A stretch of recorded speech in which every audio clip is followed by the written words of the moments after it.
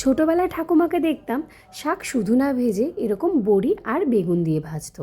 আর এটা না আমারও মনে হয় যে কোনো রান্নাতে বড়ি দিলে না টেস্টটা দ্বিগুণ বেড়ে যায়। আর যদি সেটা বাড়িতে বানানো বড়ি হয়, উফ, তাহলে তো আর কোনো কথাই নেই। আমি এখানে একটা বেগুন নিয়েছি, বেগুনটা এরকম ছোট ছোট টুকরো করে কেটে নিয়েছি। এরপরে একটা পেঁয়াজ এরকম সরু সরু স্লাইস করে কেটে নেব।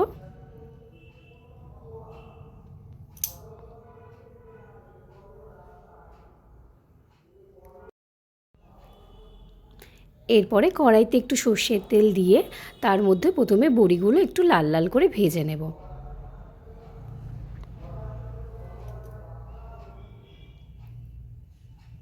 বড়িগুলো ভাজা হয়ে গেলে ওই একই তেলের মধ্যে বেগুনগুলো দিয়ে দেব, দিয়ে বেগুনগুলো একটু ভেজে নেব।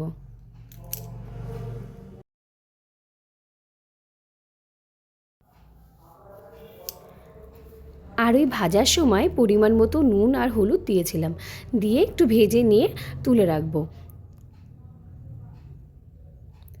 তারপর ওই একই কড়াইতে আর একটু সর্ষের তেল দিয়ে যে পেঁয়াজগুলো আমরা কেটে রেখেছিলাম সেটা দিয়ে পেঁয়াজগুলো ভেজে নেব।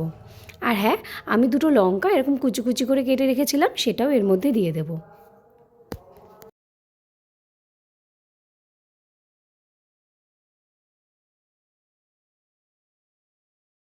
এবার এই পেঁয়াজটা ভাজার সময়ও না একটু পরিমাণ মতো নুন আর হলুদ দিয়েছিলাম।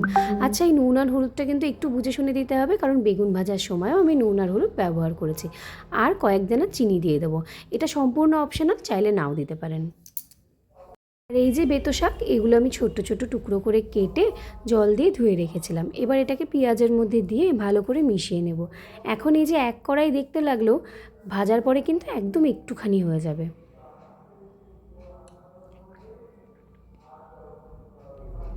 এবার যে বড়িগুলো আমরা ভেজে রেখেছিলাম সেগুলো হাত দিয়ে এরকম একটু গুঁড়ো গুঁড়ো করে নেব।